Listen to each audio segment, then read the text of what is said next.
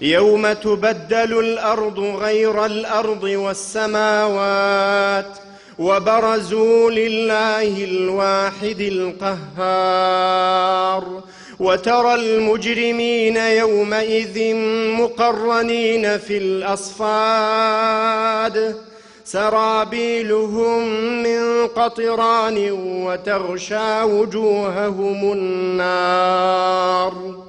مامۆستا وشیار ئیسماعیل کە لەدایک بووی 1976 یەکێکە لە پێشنوێژ و وتارخوێنی مزگەوتی حاجی عومەر بندیان لە شاری هەولێر هاوکات ئەندامی دامەزرێنەری یەکگرتووی ئیسلامیە شەوی ڕابردوو لە بەردەم ماڵی خۆی لەلایەن چەند کەسێکەوە تەقەی لێ دەکرێت و شەهید دەبێت. لە مەراسیمێکی بەرفراوانیشدا لە زێدی خۆیان بە خاک سپێردرا. ئەمینداری گشتی یەکگرتووی ئیسلامیش لە کاتی بە خاک سپاردنیدا ڕایگەیاند دەبێت تیرۆریستانی ڕووداوەکە ئاشکرا بکرێن و بە توندی سزا بدرێن. وتیشی خوێنی مامۆستا دەکەن بە تیزاب بۆ قورگی ئەوانەی ئەو کارەیان ئەنجام داوە. مامۆستا وشیار ئەبێتە تێزاب ئەڕژێ بە گیانی ئەوانە کە دەستیان ڕەشە دڵیان ڕەشە. ناخوازن کوردستان ئارام بێ، کوردستان پێکەوە بژی، کوردستان گرفتەکانی چارەسەر ببێ، کوردستان هێزە سیاسیەکان خەڵکەکە پێکەوە بن. هەر ڕۆژە گرفتێ هەر ڕۆژە کێشەیەک زیادەکەن. ئەو دەستە ڕەشانە بە خوێنی پاک و بێتاوانی وشیار و وشیارەکان ناتوانن ئەو کاروانە بربەست بکەن و ڕێبگرن لەو کاروانە.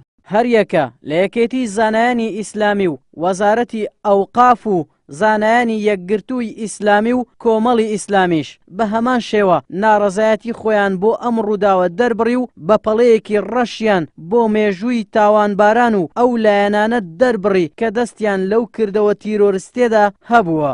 ئێمە وەکو یەکێتی زانایانی ئاینی ئیسلامی کوردستان پرسە و سەرخۆشی لە خۆمانەکەین.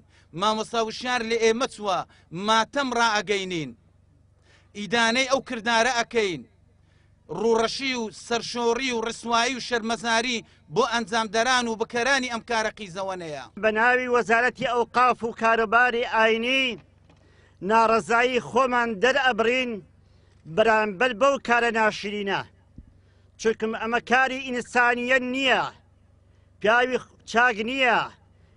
کۆمەڵێکن ئان هەوێ ئەم کوردستانەمان لە کیس بدەن. پاراستنی سەر و ماڵی هاوڵاتیان بە تایبەتی کەسە دیار و ڕەمزەکانی کۆمەلگا وەک زانایانی ئاینی لە ئەستۆی حکوومەتی هەرێمی کوردستاندایە. بۆیە بەرپرسی یەکەم و کۆتایی لای ئێمە تەنها حکوومەتی هەرێمی کوردستانە بە تایبەتی دەستگا ئەمنیەکانی شاری هەولێر. ئێمە وەکو زانایانی کۆمەڵی ئیسلامی زۆر بەتوندی ئیدانە و محکومی ئەو کارە تیرۆریستی دەکەن. زۆرمان پێ نەخۆشە و داوا لە دەستگا ئەمنیەکانی دەکەین بە زووترین کات بکوژانی دکتۆر بدۆزنەوە. مامۆستا وشیار پیاوێکی بەتوانا بوو، برای ئێمە بوو، لە تەلەڤیزیۆنەکان دەیتوانی خەڵک کۆ بکاتەوە و لە وتارەکانی مزگەوتێش خەرچی کۆ دەکردەوە و بە هەمان شێوەش لە کاتی شەهید بوون و مردنیش خەرچی کۆ کردەوە. جا ئێمە وەکو زانایانی کۆمەڵی ئیسلامی کە هەم لە شەوێ کاتێکەوە شەهیدیان کرد لە مزگەوتێ بەشداریمان کرد، هەم لێرەش وەکو مەڵبەند و وەکو مەسوولەکان هاتن بەشداریان کرد لە ناشتنی و ئێمە وەکو زانایانیش هەمومان بەشداریمان کرد، چکە بە مامۆستای خۆمان دەزانین، بە برای خۆمان دەزانین.